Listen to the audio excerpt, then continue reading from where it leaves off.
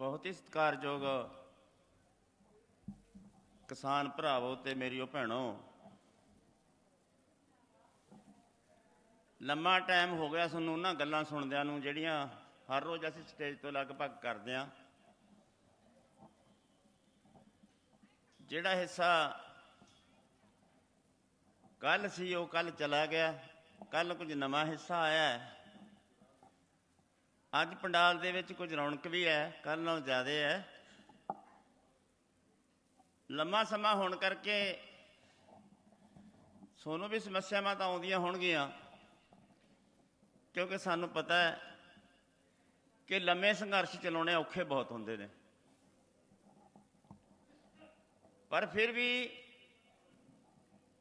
लम्मा संघर्ष करना कोई साड़ा शौक नहीं, साढ़े बस की गल।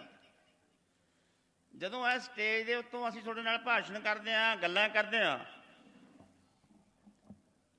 असीं जदों ऐ गिणाउने आ भी यार इन्ने शरमाएदार हो गए, उन्होंने इन्ना पैसा इकट्ठा कर लिया, धन इधर चोरी हो गया, इधर चोरी हो गया, वो देश इन्ना अमीर हो गया, वो देश इन्ना गरीब हो गया।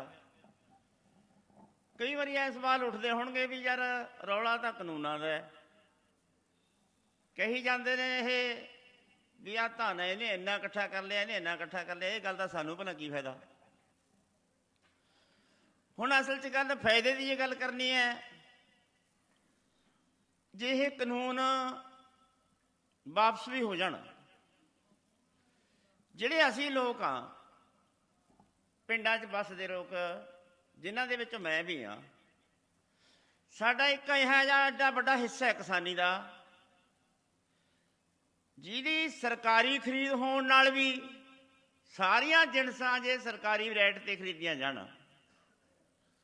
ते सरकारी भाव भी मिल जे, स्वामीनाथन की रिपोर्ट भी लागू हो जाए, तां भी साडे विच इहो जिहा बहुत सारा वड्डा हिस्सा ये है जिन्हां दे परिवार गुजारा फिर भी नहीं चलदा। उहदा कारण भला की है? उहदा कारण यह है भी बहुत वड्डा हिस्सा इहो जिहा है जिहदे परिवार दे कोले गुजारे जोगी जमीन ही है नहीं, आपदे परिवार नूं पालण खातर खेती दे संद संदोड़े दे बने हुए ने, उन्होंने जमीन होर किसी तो ठेके चकोते ते हिस्से ते किवें ना किवें लैनी पैंदी है। बहुत बड़ा हिस्सा वो है,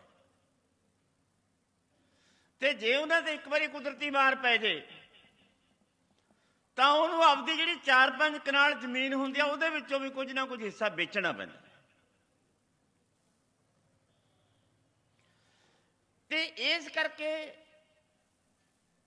पंजाब दे विचों लगभग पिछले सालां च 2 लाख बंदा सारी दी सारी जमीन बेच के विहला हो। हुण इस करके भला विहला क्यों हो गया? हो सकता है कोई हिस्सा उहदे विचों इहो जिहा भी होवे जिहड़े भाई अमल वैल जां कोई नशा पत्ता करदे होण,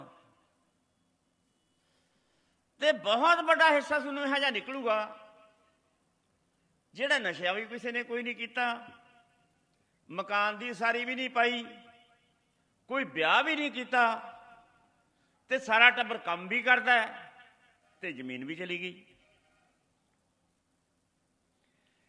जिन्नी जदों फिर इहो ਜਿਹੇ कारण इहो ਜਿਹੇ भाणे आउंदे ने मूहरे, फिर साडे वास्ते लड़न वाले वास्ते संघर्ष करने वाले लोगों वास्ते जिहड़े उन्हां दे नाले साथी संगी ने, जदों उन्हां च इकट्ठा चाहुंदे आ, साडे वास्ते ये जरूरी हो जाता है कि वे फिर जिहा जिहा कुछ साडे नाल वापर रहा है, इहा जिहा कुछ सारे समाज के लोग होर हिस्सों नाल भी ऐं वापरदा है। असीं काम करन वाले लोग हाँ, सारा दिन खेतों च काम करदा। चलो मैं जे किसानां दी उदाहरण देनी होवे, किसान जदों तो लैके काम करदा है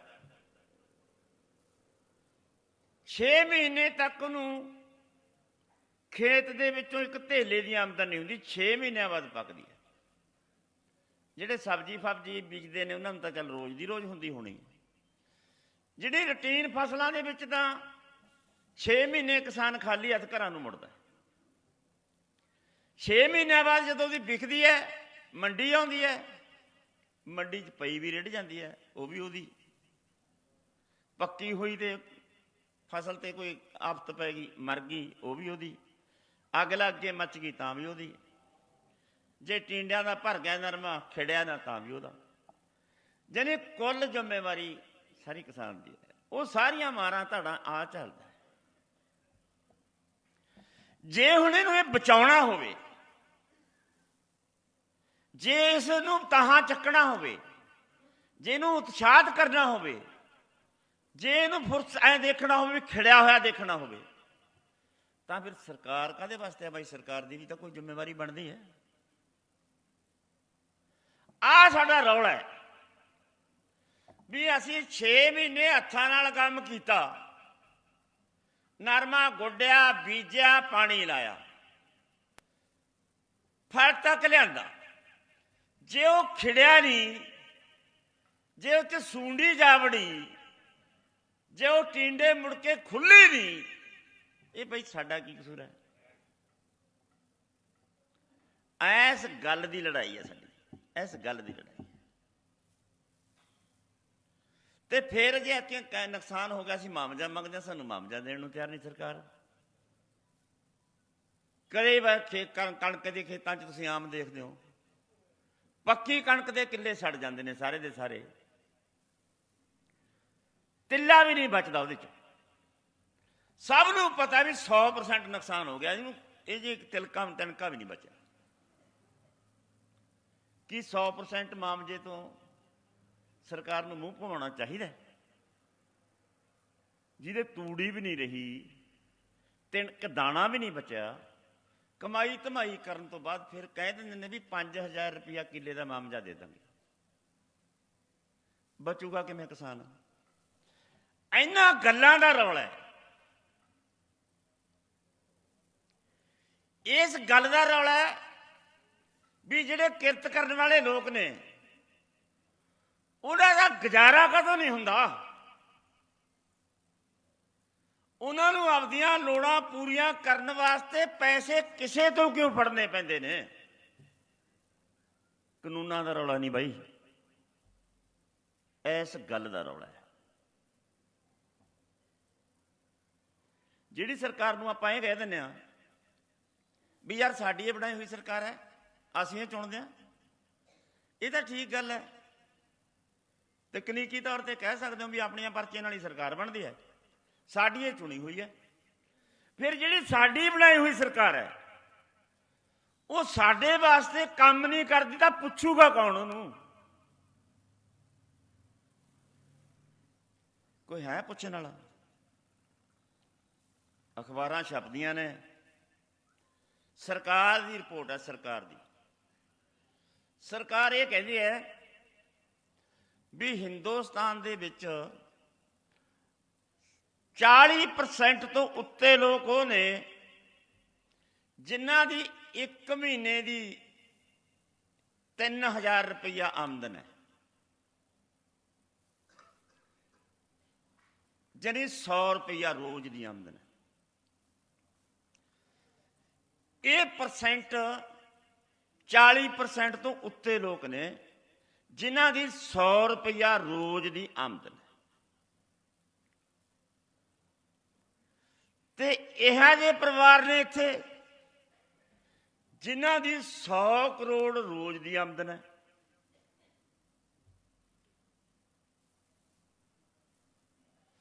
ਜੰਮੇ ਉਹ ਵੀ ਭਾਰਤ 'ਚ ਨੇ, ਵੋਟ ਉਹਨਾਂ ਦੀ ਵੀ ਇੱਕੋ ਹੀ ਪੈਂਦੀ ਹੈ, ਵੋਟ ਤੁਹਾਡੀ ਵੀ ਇੱਕੋ ਹੀ ਪੈਂਦੀ ਹੈ। ਜਿਨ੍ਹਾਂ ਦੀ 100 ਕਰੋੜ ਆਮਦਨ ਹੈ ਇੱਕ ਦਿਨ ਦੀ, ਉਹਨਾਂ ਨੇ ਸਾਰੇ ਦਿਨ 'ਚ ਡੱਕਾ ਨਹੀਂ ਤੋੜਨਾ। ਜਿਨ੍ਹਾਂ ਦੀ 100 ਰੁਪਇਆ ਆਮਦਨ ਹੈ ਰੋਜ਼ ਦੀ, ਉਹਨਾਂ ਨੂੰ ਕਦੇ ਕੰਮ ਮਿਲ ਗਿਆ, ਕਦੇ ਨਾ ਮਿਲ ਗਿਆ, ਕਦੇ ਖੇਤ ਗਏ ਖਾਲੀ ਮੁੜੇ, ਕਦੇ ਕੰਮ ਹੀ ਨਹੀਂ ਮਿਲਦਾ। ਜੇ ਮਿਲਦਾ ਲਗਾਤਾਰ ਮਹੀਨਾ ਕੰਮ ਮਿਲ ਗਿਆ ਤਾਂ ਇਹੀ ਜੀ ਆਫਤ ਆਉਂਦੀ ਹੈ, 3 ਮਹੀਨਿਆਂ ਦੀ ਮੰਗਲੀ ਗਾਹਾਂ ਵਾਲੀ ਦਿਹਾੜੀ ਵੀ ਖਾ ਜਾਂਦੀ ਹੈ।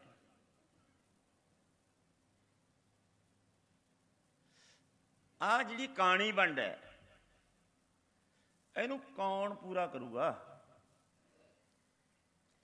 ਇਹ ਖਤਮ ਕਿਵੇਂ ਹੋਊ ਕਹਾਣੀ ਵੰਡ? ਆਹੀ ਰੌਲਾ ਸੀ ਨਾ ਬਈ ਬਾਬੇ ਨਾਨਕ ਦਾ, ਕਿ ਕਿਰਤ ਕਰੋ ਵੰਡ ਕੇ ਛਕੋ ਭਾਈ। ਮਾਲਕ ਭਾਗੋ ਤੇ ਭਾਈ ਲਾਲੋ ਦੇ ਵਿੱਚ ਉਹਨੇ ਤਾਂ ਹੀ ਨਖੇੜਾ ਕੀਤਾ ਸੀ ਨਾ ਬਾਈ, ਵੀ ਮਾਲਕ ਭਾਗੋ ਲੋਕਾਂ ਦਾ ਖੂਨ ਚੂਸਦੇ ਨੇ, ਭਾਈ ਲਾਲੋ ਕਿਰਤ ਕਰਦੇ ਨੇ। ਇਹੀ ਗੱਲ ਭਗਤ ਸਿੰਘ ਕਹਿੰਦਾ ਸੀ ਵੀ ਜਦੋਂ ਐਡੀ ਵੱਡੀ ਬੇਇਨਸਾਫੀ ਹੈ,